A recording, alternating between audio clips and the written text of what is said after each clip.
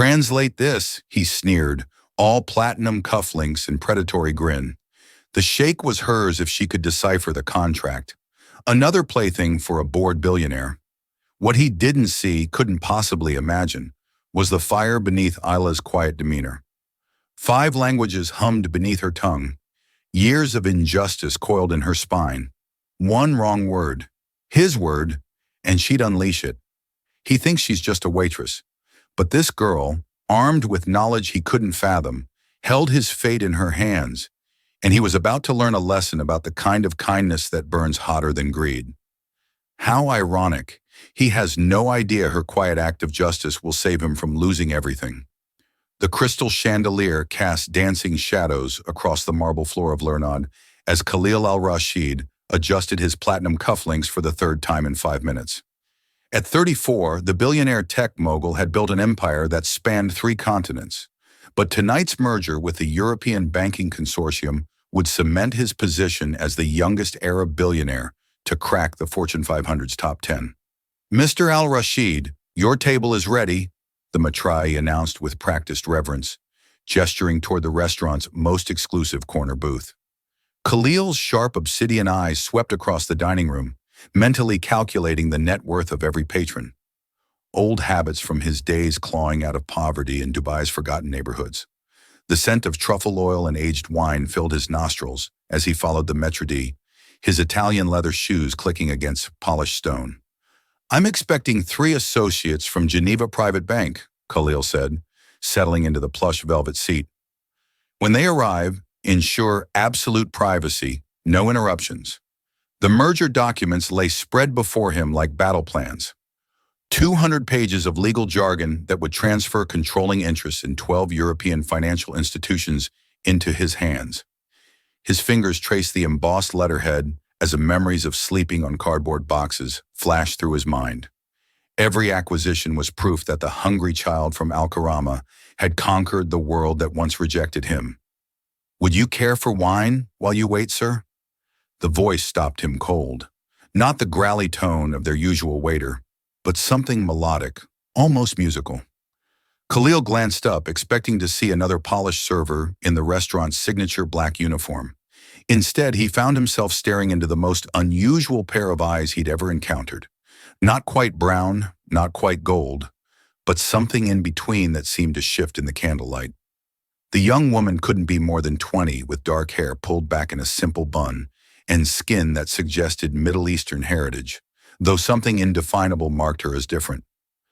"You're new," he stated rather than asked, his tone carrying the authority of someone accustomed to immediate answers. "Yes, sir. This is my 2nd day."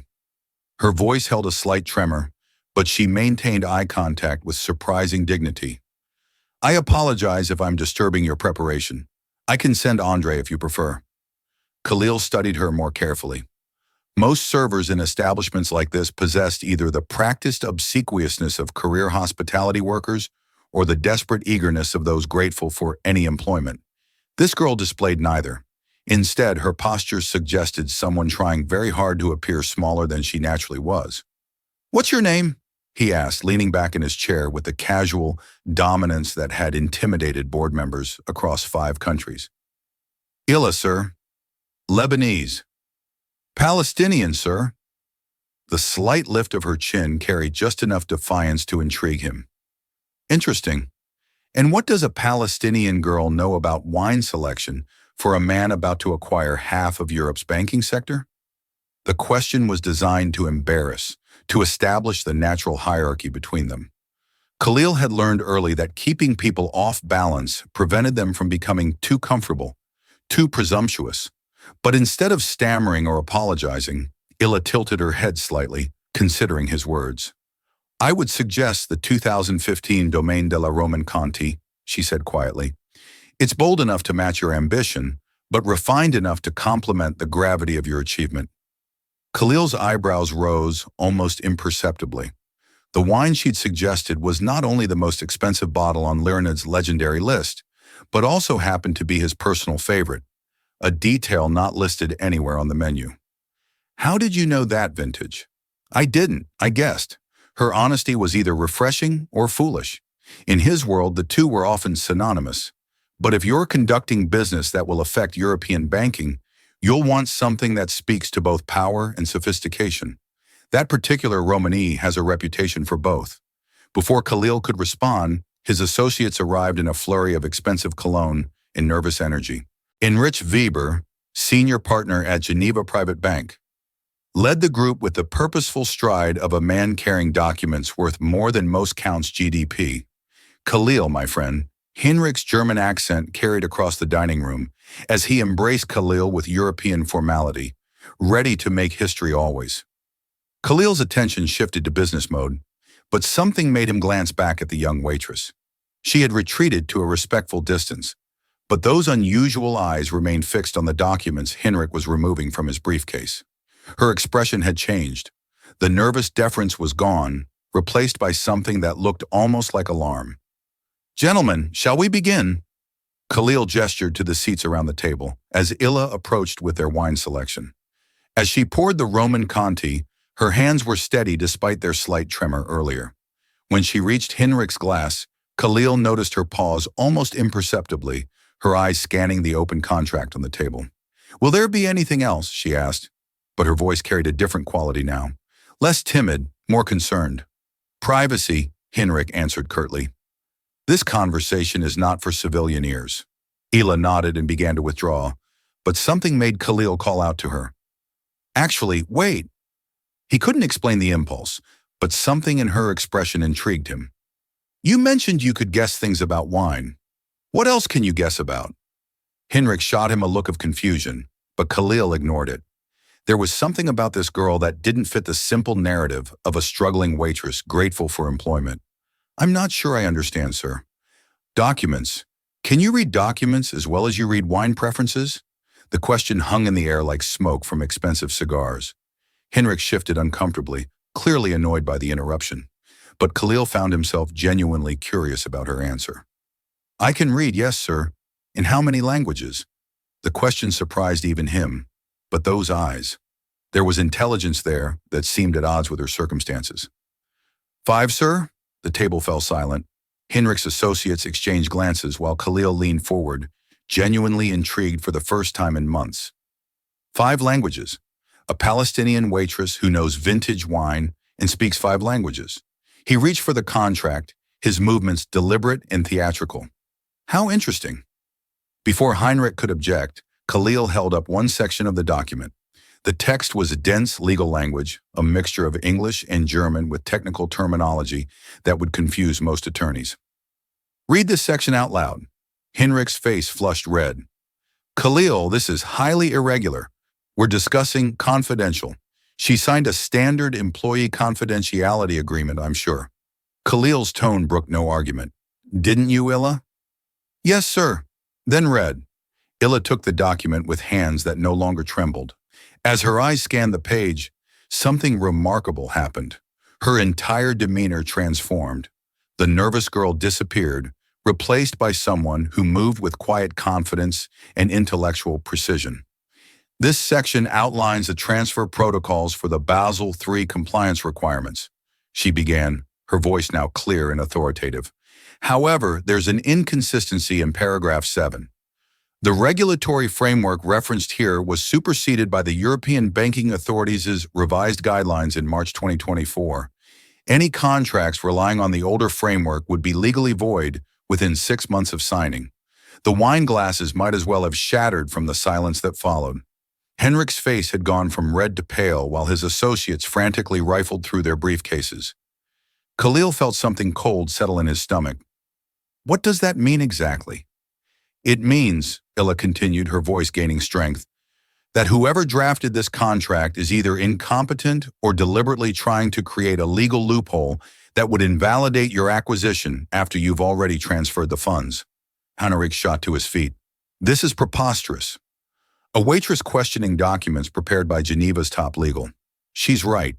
The voice came from Marcus Webb, Heinrich's junior associate, who had been frantically typing on his phone.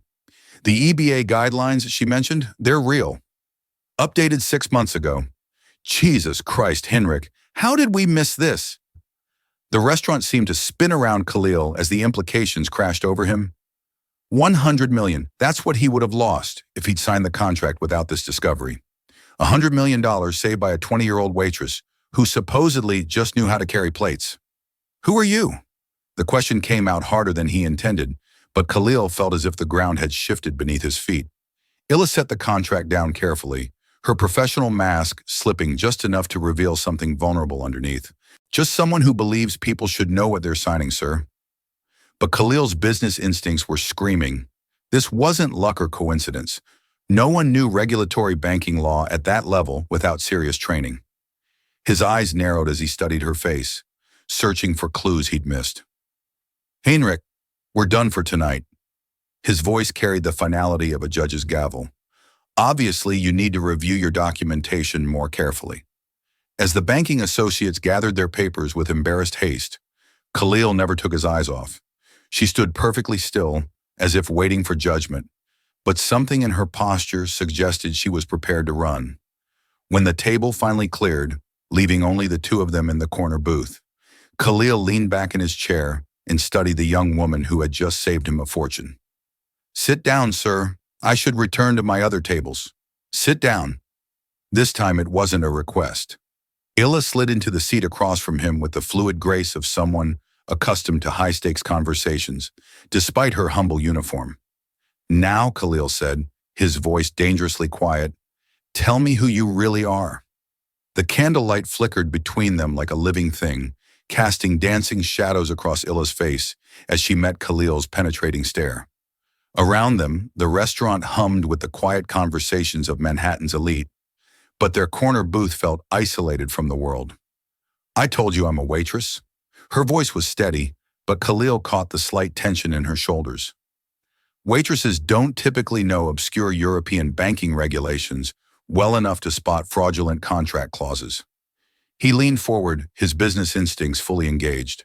They also don't usually speak 5 languages or recommend $20,000 wine bottles with the confidence of a sommelier.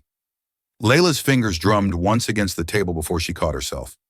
Such a small gesture, but it told Khalil everything he needed to know. She was calculating, measuring her words with the precision of someone who had learned that honesty could be dangerous. People contain multitudes, Mr. Al-Rashid. Surely a man who built a tech empire from nothing understands that appearances can be deceiving. The response was elegant, deflective, and told him absolutely nothing. It also revealed she knew exactly who he was, despite never being introduced. Clever, but you're avoiding my question. Khalil signaled to Andre, who appeared instantly with the discretion that came with 15 years of serving Manhattan's power brokers. Bring us coffee, the good coffee, and ensure we're not disturbed. As Andre retreated, Khalil studied Layla's reaction. Most people became nervous when trapped in conversation with him. His reputation for ruthlessness was well-earned and carefully cultivated. But this girl seemed more resigned than afraid, as if she'd been expecting this moment. You saved me $100 million tonight, he said quietly. That kind of favor typically comes with expectations attached. What are yours? I don't have any expectations, sir. Everyone has expectations. The question is whether they're honest about them. The coffee arrived with swift silence, giving Khalil time to analyze the way she held her cup. Confident grip, perfect posture, movements that spoke of training and etiquette most waitresses never received. For instance, I expect you to tell me why someone with your obvious education is serving tables instead of practicing international law. Well, Illa's cup paused halfway to her lips. What makes you think I studied law? Because I studied law, Oxford actually, and the way you dissected that contract wasn't amateur intuition. It was professional analysis. You knew exactly what to look for because you've done it before. For the first time since sitting down, genuine surprise crossed her features, followed immediately by something that might have been fear. I don't practice law anymore. Why not? The question hung between them like a challenge. Khalil watched her internal struggle play out across her face, the war between truth and self-preservation that he recognized from his own climb to power, because lawyers require references, credentials, a clean professional history. Her voice carried a bitterness that spoke of recent wounds. All things that become complicated when your previous life explodes spectacularly. Your previous life, yes. Which was? Ela set down her coffee cup with deliberate care. Does it matter that life is over? It matters because you're sitting in one of Manhattan's most expensive restaurants, casually preventing international financial fraud while pretending to be a struggling waitress. Either you're the most overqualified server in New York, or there's a story worth hearing. Something in her expression shifted. The careful mask slipped just enough to reveal exhaustion that went bone deep. You really want to know? Her voice carried a challenge of its own. Fine. 2 years ago, I was a junior partner at Blackstone and Associates in London, international corporate law, specializing in Middle Eastern and European banking regulations. I had a corner office, a 6F-figure salary, and a fiancé who happened to be the senior partner's son. Khalil felt his attention sharpen. Blackstone and Associates was legendary in legal circles, one of London's most prestigious firms, handling acquisitions that shaped global markets. What happened? I discovered my fiancé and his father were using my regulatory expertise to help clients hide money laundering operations through legitimate banking channels. When I threatened to report them, they destroyed my career, my reputation, and my life. She met his eyes with defiant honesty. They made sure I could never practice law again anywhere in the world. The pieces began falling into place. A brilliant lawyer with specialized knowledge, cast out from her profession and forced into survival mode. It explained the 5 languages, the wine knowledge, the ability to spot fraudulent contracts, and the bone-deep weariness that radiated from her despite her professional composure. So you became a waitress. I became invisible. Sometimes that's the safest thing to be. Khalil found himself genuinely impressed. Most people who fell from such heights crumbled completely. This girl had adapted, survived, even found a way to use her skills when it mattered. The resilience reminded him of his own journey from Dubai's slums to Manhattan's boardrooms. Invisibility is overrated, he said finally, especially when you possess rare talents, talents that got me exiled from my profession, destroyed my relationships, and cost me everything I'd worked for. Layla's laugh held no humor. Forgive me if I'm not eager to make the same mistakes twice. What if I told you those weren't mistakes? The question seemed to surprise her. What do you mean? You chose integrity over comfort. You chose truth over security. In my experience, those are rarely mistakes, even when they're expensive. For a moment, something vulnerable flickered across her features.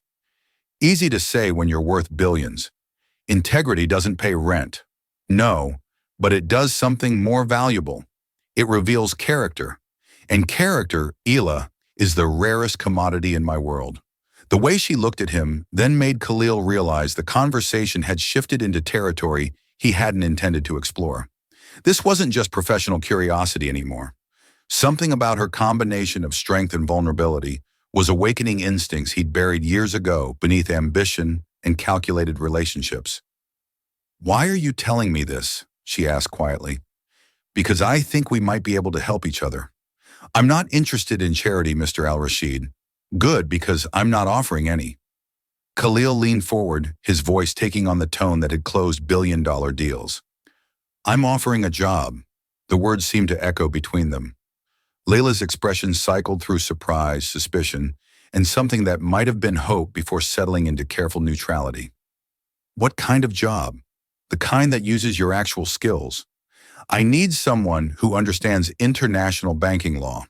Someone who can spot the kind of trap that nearly cost me 9 figures tonight. Someone who isn't already owned by the financial institutions I'm acquiring. You need a lawyer. I need your specific expertise and your specific perspective." Khalil paused, letting the offer sink in. "The question is whether you're ready to stop hiding behind invisibility and start using your talents again." Ela stared at him for a long moment, and Khalil found himself actually nervous about her answer. When had the opinion of a 20-year-old waitress become important to him? What would be expected of me? Due diligence on acquisitions, contract review, regulatory compliance. The same work you did in London, except this time you'd be working for someone who values honesty over convenience. And the salary Khalil named a figure that made her eyes widen despite her attempt to maintain composure. It was more than generous. It was transformative. The kind of offer that could rebuild a life. That's a substantial offer for substantial work. I don't make small investments, Leah, in businesses or people. The weight of his words settled between them. This wasn't just about employment. It was about resurrection, a chance to reclaim the life that had been stolen from her, to use her brilliance for something meaningful again. I'd need to think about it, she said finally. Of course, but don't think too long. Khalil rose from the table, leaving payment that would cover both their evening and a generous tip for the staff. Opportunities like this don't wait indefinitely. As he prepared to leave, something made him turn back. Illa was still seated, staring at the contract pages Henrik had left behind, her expression unreadable. One more thing, Khalil said. What you did tonight spotting that fraud. Why did you speak up? You could have stayed invisible. Let me sign the contract, avoided getting involved. She looked up at him with those unusual gold-brown eyes, and for a moment the careful walls she'd built around herself seemed to crack. Because I've seen what happens when good people get destroyed by others' greed. I couldn't watch it happen again, even to a stranger. The honesty in her voice hit him like a physical blow in his world of calculated relationships and strategic alliances.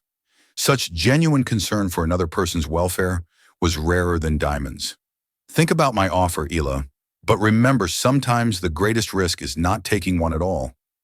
He left her sitting in the candlelight, surrounded by the evidence of her brilliance and the promise of a future that seemed impossible just hours before. And for the first time in years, Khalil al-Rashid found himself hoping someone would say yes to him rather than simply expecting it. 3 days passed before Illa found herself standing outside the gleaming glass tower that housed Al-Rashid Global Enterprises. The building stretched toward the Manhattan sky like a steel and crystal monument to ambition, its surface reflecting the city's relentless energy. She'd walked past it twice, gathering courage before finally approaching the security desk in the pristine marble lobby. I have an appointment with Mr. Al-Rashid, she told the security guard, smoothing her one professional blazer with nervous fingers. It was 3 years old and showed the careful maintenance of someone who couldn't afford to replace it, but it was clean and pressed. The elevator ride to the 52nd floor felt endless. Through the glass walls, Manhattan spread out below like a circuit board of light and movement.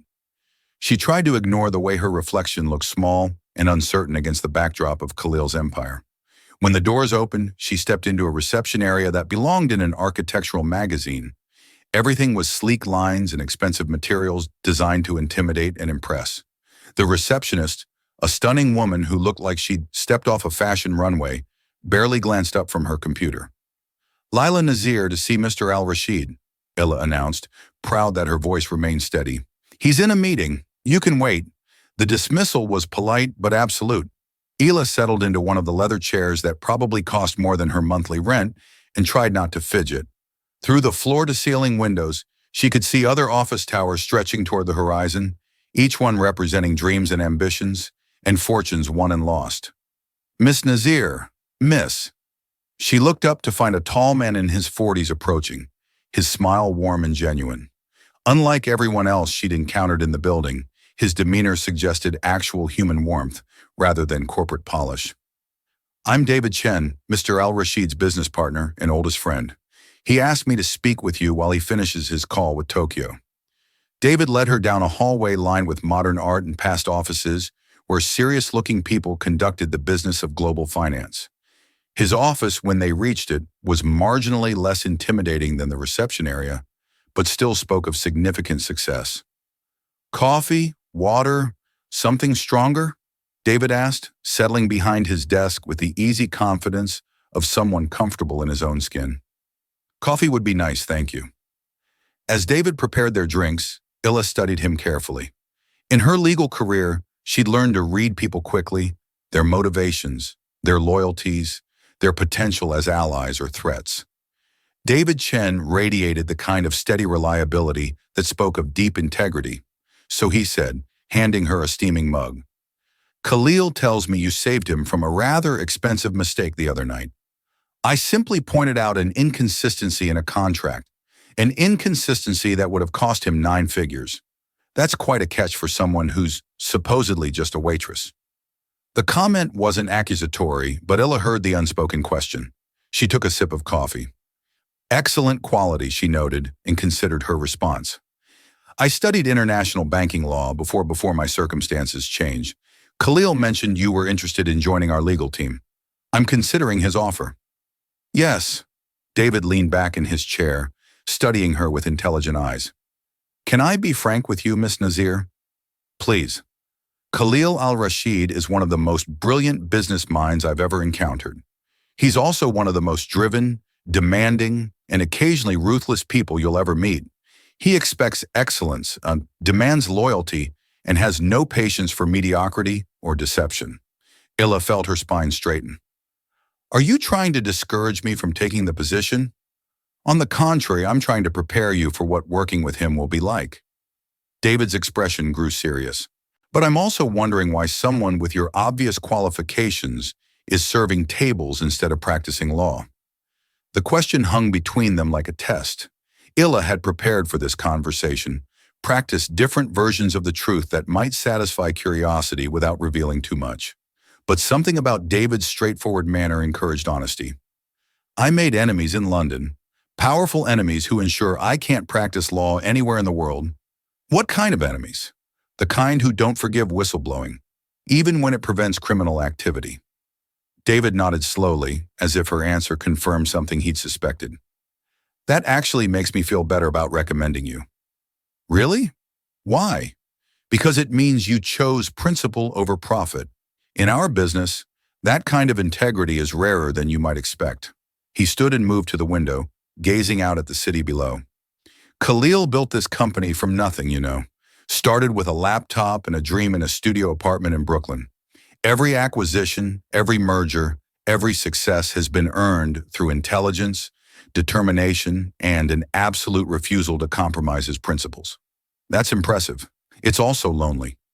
Success at his level tends to attract people with ulterior motives.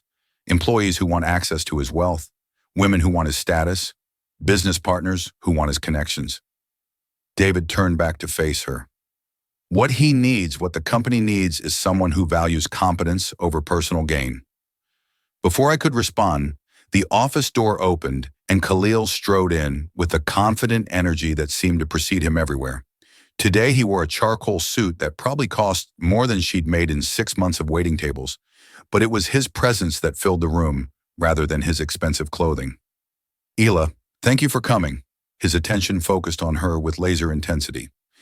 I trust David has been entertaining you with embarrassing stories about my early failures. Just establishing context, David replied with a grin. I was telling Miss Nazir about your commitment to integrity in business dealings. Ah, the integrity speech. That means he likes you.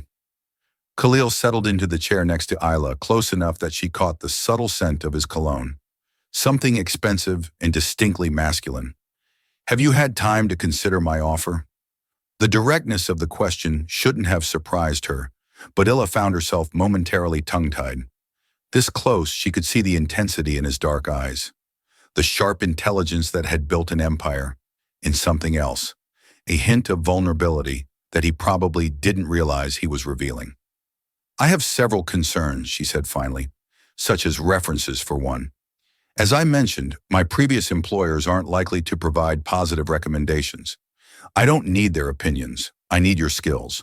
Professional credentials are less important than proven competence. You've already demonstrated both your legal expertise and your integrity. What else concerns you? Ila took a breath, gathering courage for the conversation she'd been dreading. The salary you mentioned is far above market rate for someone with my employment history. It makes me wonder what additional expectations might be involved. The question hung in the air like smoke. David's eyebrows rose slightly and Khalil's expression grew very still. When he spoke, his voice carried a coldness that reminded Ila exactly how dangerous it could be to misjudge powerful men. Let me be absolutely clear, Miss Nazir. I am offering you a position based solely on your professional qualifications. Any implication otherwise is both insulting and inaccurate. The ice in his tone made her stomach clench, but she forced herself to maintain eye contact. I apologize if I offended you, but given my past experiences with powerful men in professional settings, I needed to establish boundaries. Something in her voice, perhaps the echo of old pain, seemed to penetrate his anger. Khalil's expression softened slightly, though his eyes remained watchful. What happened to you in London? I trusted the wrong people with the right information. It cost me everything. Ela met his gaze steadily. I won't make that mistake again. Good. Trust should be earned, not given freely. Khalil leaned back in his chair, and when he spoke again, his voice had returned to its normal tone. The position I'm offering is legitimate, professional, and based entirely on your legal expertise. The salary reflects both the complexity of the work and the value I place on integrity. Nothing more, nothing less. Relief flooded through her, followed immediately by embarrassment at her own suspicions. I'm sorry I had to ask. You had to protect yourself. I respect that. Khalil stood and moved to David's window, his silhouette sharp against the Manhattan skyline. The question now is whether you're ready to start rebuilding your career, or if you're content to remain invisible forever. The challenge, in his words, stung, but it also awakened something she thought was dead. Ambition. For 2 years, she'd focused solely on survival, on staying hidden, on avoiding the kind of risks that had destroyed her life in London. But looking at Khalil's empire spread out below them, she felt the first stirring of hunger for something more than mere existence. If I accept, she said carefully, what would be my first assignment? Khalil turned from the window, and the smile that crossed his face was both triumphant and genuinely warm. Due diligence on a potential acquisition in Dubai, a telecommunications company with some very interesting regulatory complications. Dubai? The word carried weight she wasn't sure she was ready for. Problems with that? No, just it's been a long time since I've traveled for business. Then it's time to get reacquainted with the world you belong in. The conviction in his voice was compelling, almost hypnotic.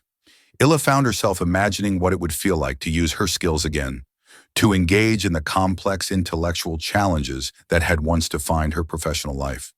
When would you need an answer? Now, the simple word hit her like a physical blow. Now, the Dubai deal is moving quickly. If you're going to be part of this company, you need to be aligned. Half measures don't work in my business. Ela looked between Khalil and David, seeing expectation and encouragement in their faces.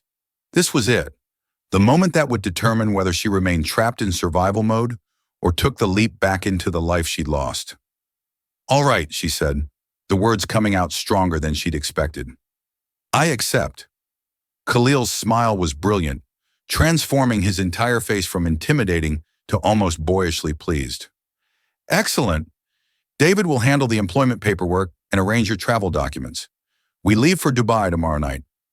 This is too important to delegate entirely. I'll be overseeing the negotiations personally. His expression grew serious. Are you ready for this, Ela? Because once we start, there's no hiding behind other people's expectations. Your work will be scrutinized by some of the sharpest legal minds in international business. The question was both a challenge and an invitation. Ila felt years of suppressed ambition rising like a tide in her chest. I'm ready, she said. And for the first time in 2 years, she actually believed it. As she left the Al Rashid building an hour later, employment contracts signed and travel arrangements being expedited, Layla caught her reflection in the lobby's polished marble. The woman looking back at her appeared different somehow. Straighter shoulders, brighter eyes, the faint suggestion of purpose returning to her posture. Tomorrow night, she would board a plane to Dubai as a senior legal consultant for one of the world's most successful companies. 6 months ago, she'd been serving coffee and dodging creditors. The transformation felt surreal, almost too good to be true. But as the Manhattan evening settled around her, Ela allowed herself to feel something she hadn't experienced in years. Hope.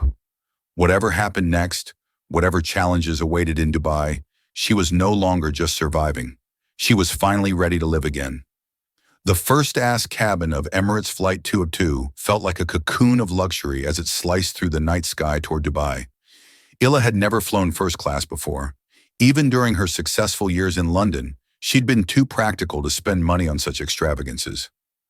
Now surrounded by cream leather and polished wood, she felt both grateful and slightly overwhelmed. Khalil sat across the aisle, his laptop open and fingers flying across the keyboard with the focused intensity that seemed to define everything he did. Occasionally he would glance her way, offering a brief smile or checking if she needed anything, but mostly he was absorbed in the endless stream of emails and documents that apparently never stopped flowing in his world. Nervous about returning to Dubai? She asked during one of his brief breaks from typing. Nervous? No. Khalil closed his laptop and turned his full attention to her. But returning home always brings up memories I prefer to keep buried. Bad memories. Complicated ones. His expression grew distant. Dubai is where I learned that survival sometimes requires becoming someone you never intended to be. The vulnerability in his admission surprised her. During their brief time working together in New York, Khalil had projected unwavering confidence and control. This glimpse of uncertainty made him seem more human, more approachable. Is that why you left? I left because I had nothing left to lose and everything to prove. Sometimes that's what it takes to build something meaningful. Hila understood that logic intimately. Her own exile from London had been driven by similar desperation, the need to rebuild from absolute destruction. What about you? Khalil asked. Any second thoughts about diving back into international law? Dozens, she admitted, but they're outnumbered by the desire to use my brain for something more complex than memorizing wine lists. His laugh was warm and genuine. I imagine that was frustrating. You have no idea. Do you know how many times I wanted to correct customers who mispronounced chat dem or explain why their wine choice was completely wrong for their meal? But you didn't. No, invisible people don't correct their betters. The bitterness in her own voice surprised her. 2 years of suppressing her intelligence, her education, her natural instincts to engage and analyze. It had taken a toll she was only beginning to recognize. You're not invisible anymore, Khalil said quietly. No, now I'm conspicuous, which is almost worse. Your legal team in Dubai is going to wonder why you hired someone with no references and a mysterious employment gap. Let me worry about my legal team. Your job is to focus on the telecommunications acquisition. Khalil reached for a thick folder from his briefcase. Sharif Communications, founded 15 years ago by Hassan Sharif, built into one of the region's most successful independent telecom companies. On paper, it's exactly the kind of acquisition that would expand our Middle Eastern operations significantly. On paper, there are regulatory complications that don't make sense. Licensing issues, government contract disputes, personnel problems that seem designed to devalue the company right before we're scheduled to make an offer. Hila felt her analytical mind engaging the familiar thrill of puzzle solving, beginning to override her nervousness. You think it's orchestrated? I think Hassan Sharif is either the unluckiest businessman in Dubai or someone is deliberately sabotaging his company to force a lowball sale, and you want me to figure out which. I want you to dig deeper than our Dubai legal team has been able to. Sometimes an outsider's perspective reveals things that local experts miss. The plane hit a patch of turbulence, and Illa gripped her armrest as the cabin shuddered. Khalil noticed her discomfort and reached across the aisle, his hand covering hers in a gesture that was both comforting and surprisingly intimate. It's just air pockets, he said softly. Nothing to worry about. The warmth of his palm against her skin sent an unexpected jolt of awareness through her. This close, she could see the gold flecks in his dark eyes, the slight stubble that suggested he'd been working since dawn, the way his mouth curved when he was trying to be reassuring rather than commanding. Sorry, she said, not pulling her hand away. I'm usually a better flyer than this. Stress affects people differently. You're taking on a lot of changes very quickly. The concern in his voice was genuine, not the polite interest of an employer checking on a subordinate. It was the kind of personal attention that made dangerous feelings stir to life in her chest. I can handle it, she said, finally withdrawing her hand from his. I know you can, but that doesn't mean you should have to handle it alone. Before she could respond to that loaded statement, the flight attendant appeared to refresh their drinks and inform them that they would begin descent into Dubai within the hour.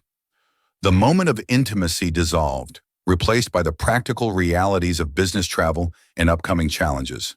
But as Layla looked out the window at the lights of the Persian Gulf beginning to appear below, she couldn't shake the memory of Khalil's hand on hers, or the way his concern had felt, both professional and deeply personal. The Dubai International Airport was a monument to global connectivity and Middle Eastern ambition. Even at midnight, it bustled with the energy of a city that never truly slept.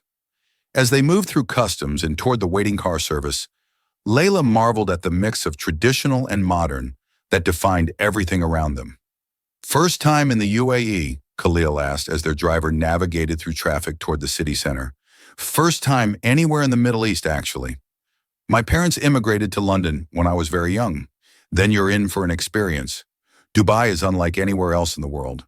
It's what happens when unlimited ambition meets unlimited resources. Through the car windows, the city revealed itself in layers of light and shadow. Traditional souks nestled alongside gleaming skyscrapers, while luxury hotels rose from the desert like monuments to human determination. It was beautiful and overwhelming and completely foreign, yet something about it felt familiar in a way she couldn't explain. It suits you, Illa said without thinking. What do you mean? The city, it's ambitious, successful, but also slightly untamed, like it's still becoming whatever it's meant to be. Khalil studied her profile as she gazed out at the passing skyline. That's a surprisingly accurate assessment from someone who's been here for all of 30 minutes. I'm good at reading between lines. It's part of being a lawyer. Former lawyer, current legal consultant, she corrected with a small smile. I'm reclaiming my professional identity. Remember the hotel, the Burj Al Arab, appeared before them like something from a fantasy novel, its sail-shaped silhouette illuminated against the dark Persian Gulf. Illa had seen pictures, of course, but the reality was breathtaking. We'll be staying in the royal suite, Khalil said casually as they entered the opulent lobby. It has separate bedrooms and a full office setup for our work. The clarification was unnecessary but appreciated. Despite his assurances about the professional nature of their relationship, being alone with Khalil in one of the world's most romantic cities felt charged with potential complications. The Hassan Sharif meeting is scheduled for 10 tomorrow morning, he continued as they rode the elevator to their floor. That gives you tonight to review the files and tomorrow morning to formulate initial impressions. And after the meeting, we dig deeper. Hassan strikes me as a man with secrets, and secrets have a way of revealing themselves when the right pressure is applied. The suite was magnificent, floor-to-ceiling windows offering panoramic views of the Gulf, furnishings that belonged in a palace and enough space for a small conference. But what struck Layla most was the way Khalil moved through it with casual familiarity, as if luxury of this magnitude was simply expected rather than extraordinary. The office space is through here, he said, leading her to a separate room equipped with computers, printers, and a conference table overlooking the water. Everything you need should be available, but let me know if you require additional resources. This is perfect. Thank you, Illa. Something in his voice made her turn to face him fully. I want you to know that bringing you here isn't just about the Sharif acquisition. What you did at Lerna, spotting that fraudulent contract, it reminded me why I got into business in the first place, which was to build something meaningful, to create success that wasn't built on other people's failures. His expression grew serious. In my world, that kind of integrity is rare. I don't want to lose it again. The intensity of his words sent warmth spreading through her chest.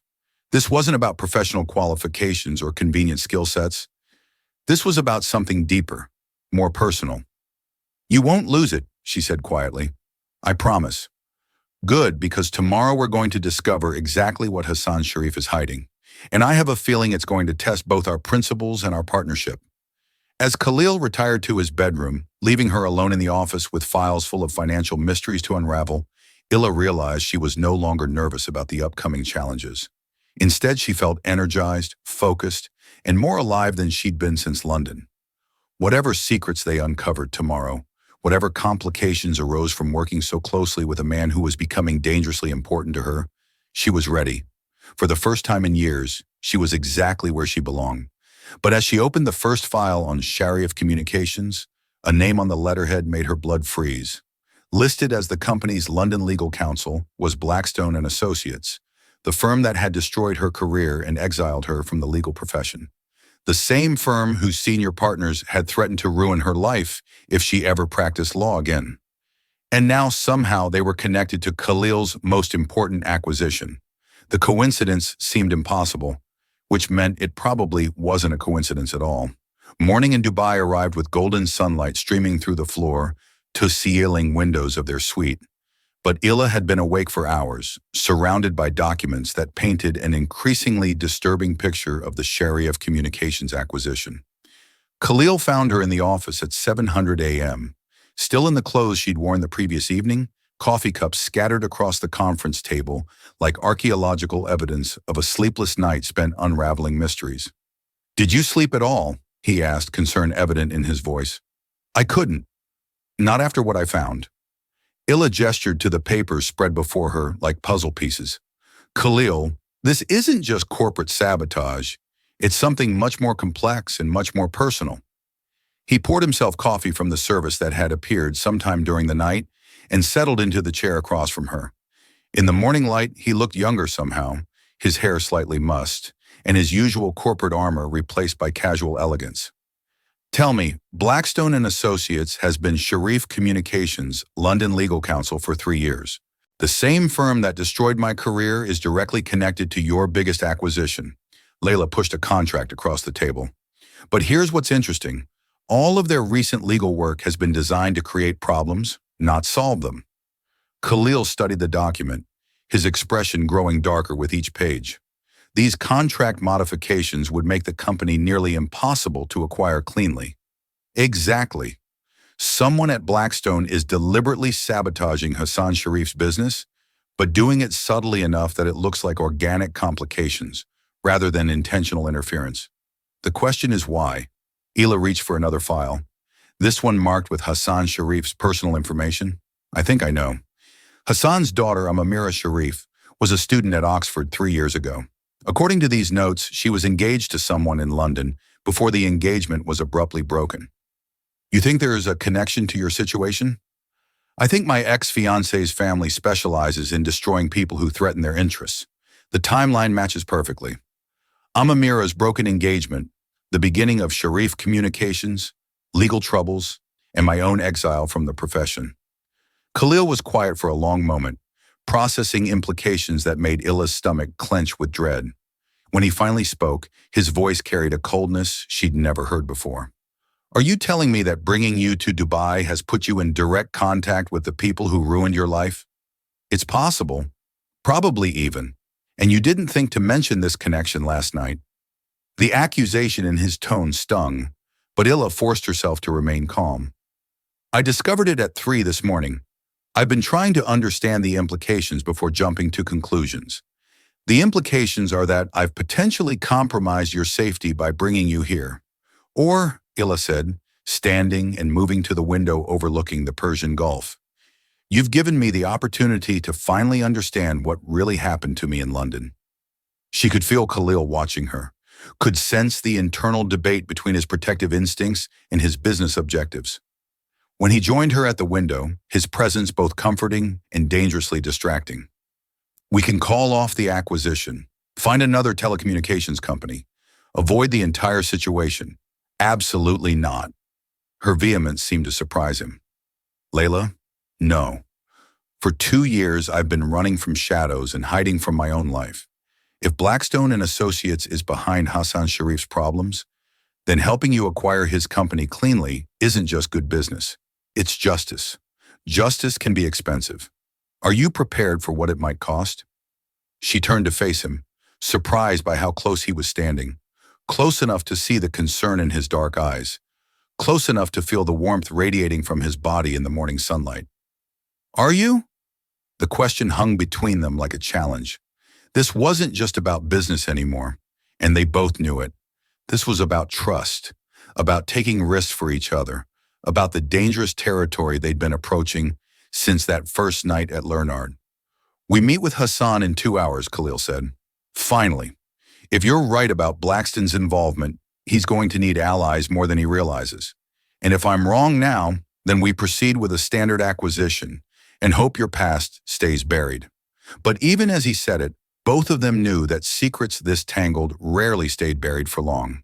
The offices of Sharif Communications occupied 3 floors of a gleaming tower in Dubai's financial district with panoramic views of the city's ever-expanding skyline.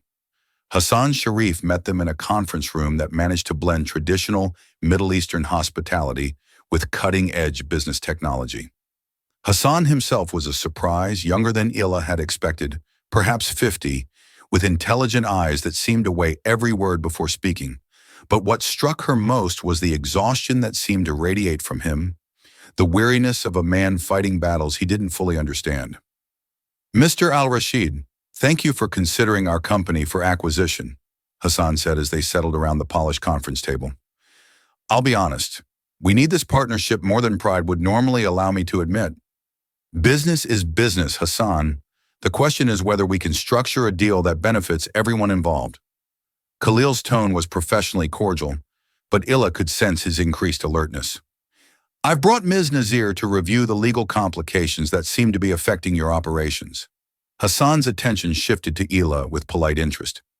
Ms. Nazir, your expertise is in international corporate law. Among other things, I specialize in regulatory compliance and contract analysis. Ila opened her briefcase with deliberate care.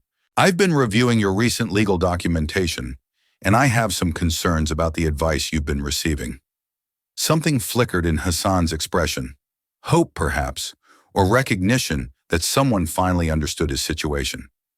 You've identified problems, I've identified patterns. Your London legal counsel has been creating obstacles rather than removing them. Contract modifications that invite regulatory scrutiny, licensing applications that contain deliberate errors, partnership agreements structured to fail. Hassan's face went pale. That's exactly what I've been suspecting, but I couldn't prove it. Why would your own lawyers sabotage your business? Khalil asked, though Ila suspected he already knew the answer. Because they're not really my lawyers, Hassan said quietly. 3 years ago, my daughter Amira was studying at Oxford. She became engaged to a young man from a prominent London legal family. The engagement ended badly with accusations and threats, and suddenly this prestigious firm was offering their services at rates I couldn't refuse. Blackstone and Associates, Ila said. Hassan's surprise was genuine. You know them? Unfortunately, yes. They destroyed my career when I threatened to expose their money laundering operations. The conference room fell silent except for the gentle hum of air conditioning and the distant sounds of Dubai traffic. Hassan stared at Ila with dawning understanding, while Khalil's expression grew dangerously cold. James Blackstone, Hassan said finally. That was the name of Amamira's fiancé. When she discovered he was using her to gain access to our family's business connections, she broke the engagement. He threatened to ruin us both. And he's been systematically doing exactly that, Layla confirmed. Using legal expertise to create problems that would force you into a desperate sale, probably to associates of his who would acquire your company at a fraction of its true value. Can you prove this? Khalil asked. Ila reached for her laptop and pulled up the analysis she'd been working on since dawn. Every contract modification, every regulatory complication, every licensing issue can be traced back to advice from Blackstone and Associates. The pattern is clear once you know what to look for. More importantly, Hassan said, his voice gaining strength, can you fix it? I can do better than that. I can expose the entire operation and make sure James Blackstone never manipulates another client. The determination in her voice seemed to surprise everyone in the room, including herself. But as the pieces of the conspiracy became clear, Ila felt something awakening in her that had been dormant since London, the hunger for justice that had driven her to become a lawyer in the first place. What do you need from us? Khalil asked. Access to all of your legal files, communication records with Blackstone, and permission to contact regulatory authorities in both London and Dubai. Done, Hassan, anything you need.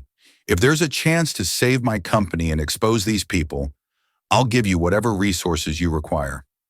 Dim. As they spent the next hour reviewing documents and planning strategy, Ila felt the familiar thrill of complex legal work engaging every facet of her intelligence. This was what she'd been missing during her years of exile, the satisfaction of using her skills to solve meaningful problems and protect innocent people. But more than that, she was aware of Khalil watching her work with something that looked like admiration. When she argued a particularly complex point about regulatory law, his smile was proud. When she identified another layer of Blackstone's deception, his nod conveyed both approval and something warmer. "You're remarkable," he said quietly during a break while Hassan made phone calls to gather additional documents. "I'm doing my job." "No, you're doing what you were meant to do. This is who you really are, isn't it? Not the invisible waitress, not the cautious survivor. This brilliant, fierce advocate who fights for justice."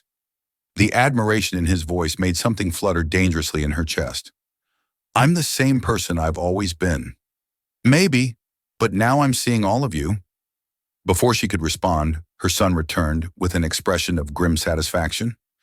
"I've been in touch with two other business owners who used Blackstone and Associates over the past 3 years. Both experienced similar patterns of legal sabotage, followed by mysterious acquisition offers from London-based investors. It's a systematic operation. Layla said they identify successful Middle Eastern businesses, infiltrate their legal processes, create artificial problems, then arrange for associates to acquire the companies at distressed prices, which means Khalil added that stopping them isn't just about saving Hassan's company. It's about exposing an international fraud operation, and the magnitude of what they were facing settled over the room like a challenge. This wasn't simply a business acquisition anymore. It was a battle against the same forces that had destroyed Illa's life and were now threatening other innocent people. "So," Hassan said, "what's our next move?" Illa looked between the two men who were now depending on her expertise, feeling the weight of responsibility and the thrill of purpose combining into something powerful and transformative. "We give James Blackstone exactly what he deserves," she said. "We expose everything." But as she spoke the words, Illa couldn't shake the feeling that their fight was just beginning and that James Blackstone wouldn't surrender his profitable conspiracy without consequences that none of them were prepared for. The call came at midnight, shattering the focused quiet of their Dubai hotel suite, where Layla had been working for 18 straight hours to build their case against Blackstone and Associates. Khalil answered on the second ring, his voice immediately alert despite the late hour. "Rashid." Layla watched his expression change from professional attention to cold fury as he listened to whoever was on the other end. When he finally hung up, the silence in the room felt ominous. "That was my security team in New York," he said quietly. "Someone broke into my office tonight. Nothing was stolen, but every file related to the Sharif acquisition was photographed. The implications hit Illa like ice water in her veins. They know we're onto them. It gets worse. David received a call an hour ago from someone claiming to represent your former employers in London. They're threatening legal action if you continue practicing international law." Fear and anger warred in her chest, but anger won. After 2 years of hiding, of accepting defeat, of letting James Blackstone's threats control her life, Ila felt something snap into place that felt like her old self returning. "Let them threaten. We have evidence of systematic fraud affecting multiple companies across 2 continents. A few intimidation tactics aren't going to stop us now. Layla, these people destroyed your career once. They could. They could try." She stood and moved to the window overlooking Dubai's glittering skyline, gathering courage from the city's audacious confidence. "But this time, I'm not alone. And this time, I have proof of what they've been doing." Khalil joined her at the window, his presence both protective and encouraging. "Are you sure about this? Once we move forward, there's no going back to invisibility. I don't want to be invisible anymore. I want to be exactly who I was always meant to be, a lawyer who fights for justice, no matter how powerful the opposition." The conviction in her voice seemed to surprise them both, but as she spoke the words, Illa realized they were true. The scared, defeated woman who had fled London was gone, replaced by someone stronger and more determined than she'd ever been before. "Then we finish this," Khalil said. "All of it." The next morning brought Hassan Sharif to their suite with news that confirmed their worst fears and best hopes simultaneously. His daughter Amira had arrived from London overnight, carrying evidence that would transform their business dispute into an international legal case. Amira Sharif was 25, beautiful in the way that suggested both intelligence and strength, and she radiated the kind of quiet fury that came from being systematically betrayed by someone she trusted with her heart. "Ms. Nadia," she said, settling into the conference room chair with determined grace. My father tells me you're the lawyer James Blackstone tried to destroy. Former lawyer, current legal consultant, and yes, James and his father made it very clear that I would never practice law again if I exposed their money laundering operations. Ah, then you understand exactly what kind of man I was engaged to. Amamira opened her briefcase with the precise movements of someone who had planned this moment carefully. I brought copies of everything: personal emails, business communications, recorded phone conversations, 3 years worth of evidence that James has been using our relationship to infiltrate and sabotage Middle Eastern businesses. The documents Amira spread across the table were devastating. Email threads discussing the Dubai project and neutralizing competition through legal channels, recorded conversations where James bragged about manipulating clients into vulnerable positions, financial records showing payments from mysterious London investors to Blackstone and Associates for consulting services that coincided with each business sabotage. This is conspiracy, fraud, and extortion operating across international boundaries, Ila said, her legal mind cataloging charges even as her personal satisfaction grew. With this evidence, we can not only clear your father's company, but expose the entire operation. There's more, Amamira said quietly. James didn't just target our family's business. He's been collecting information about dozens of successful Middle Eastern entrepreneurs, their families, their personal relationships. He's building a database of potential targets for future operations. Khalil's expression had grown progressively darker as he reviewed the evidence. This isn't just fraud, it's systematic economic warfare disguised as legal services, which means, Layla added, feeling pieces of a larger puzzle clicking into place, that James Blackstone isn't just a corrupt lawyer. He's the center of an international conspiracy designed to destabilize and acquire Middle Eastern businesses through legal manipulation. The magnitude of what they were facing settled over the room like a storm cloud. This wasn't simply about saving Hassan's company or clearing Layla's professional reputation. They were confronting a sophisticated operation that had probably affected hundreds of people and millions of dollars in fraudulent acquisitions. So, what do we do? Hassan asked. Illa looked around the table at the faces depending on her expertise, feeling the weight of responsibility and the thrill of purpose combining into something transformative. We do what James Blackstone never expected, she said. We fight back with the truth. The next 48 hours passed in a blur of international phone calls, legal filings, and strategic planning that reminded Illa why she had fallen in love with law in the first place. Working with regulatory authorities in both London and Dubai, they built a case that was both comprehensive and unassailable. Khalil proved to be not just a supportive employer, but an invaluable partner in the investigation. His business connections opened doors that would have remained closed to a disgraced lawyer working alone, while his strategic mind helped identify weaknesses in Blackstone's operation that pure legal analysis might have missed. The Dubai Financial Services Authority has agreed to freeze all assets connected to Blackstone's Middle Eastern operations, he announced after a particularly crucial phone call. And the London Serious Fraud Office is launching a formal investigation based on the evidence Amira provided. What about the intimidation campaign against me? Illa asked. Handled. My legal team in New York has filed harassment charges, and David is working with international business organizations to publicize what really happened to your career in London. The relief was overwhelming, but it was tempered by something else. The growing awareness that their professional partnership had evolved into something much more personal and complex. It was Khalil who acknowledged the shift first late on their final night in Dubai, as they worked side by side in the hotel suite's office, surrounded by the evidence of their successful campaign against James Blackstone's conspiracy. Layla, he said, looking up from the laptop where he'd been coordinating with authorities in 3 different countries. I need to tell you something. Something in his tone made her pulse accelerate. What? This? He gestured to the documents scattered across their workspace. Working with you like this, watching you reclaim your professional identity and fight for justice. It's made me realize something important, which is that I'm falling in love with you. The words hung in the air between them like a confession and a challenge. Ila felt her heart stop, then resume beating with painful intensity.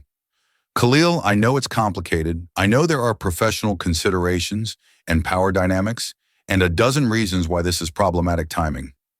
He stood and moved toward her, his expression vulnerable in a way she'd never seen before.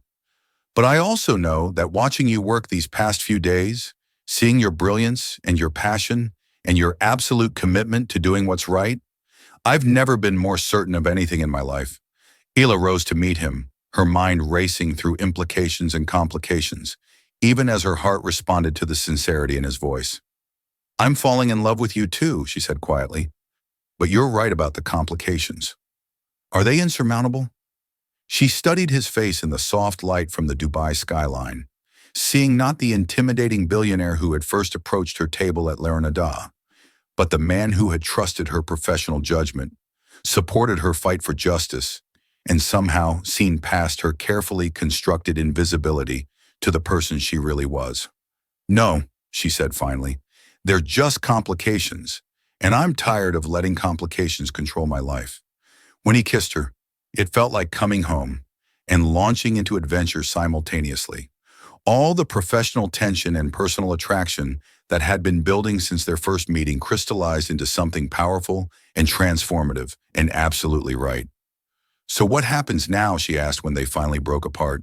Now we go back to New York, finish destroying James Blackstone's operation, and figure out how to build something meaningful together, professionally and personally. Is that what you want?